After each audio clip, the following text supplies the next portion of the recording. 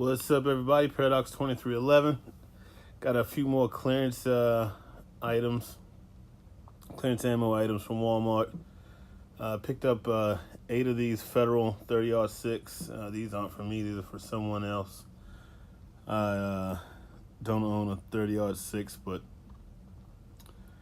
these dropped price down to $5 a box. There was only really 6 of them. 2 of these are 180 grain. The rest of them are 165, which are the clearance ones. But I threw the other 2 in there, hoping that she would ring them up just one and then press the button 8 times, and that's what she did. So I wound up getting 2 extra that shouldn't have got.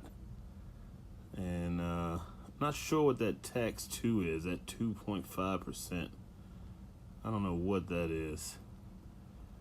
But anyway, these were originally $18.94. They dropped down to 10, and then they dropped down again to $5. Then I was at a store and I saw these just sitting there, and I passed on a bunch of the Winchester shotgun ammo, and I was just like, whatever, for $4 or $1 a piece, I'll take them. Picked up 2 more 410s and 2 of these 410 buckshot, the triple lot. I think those were $1.50. There's the receipt on that. But that's it for now.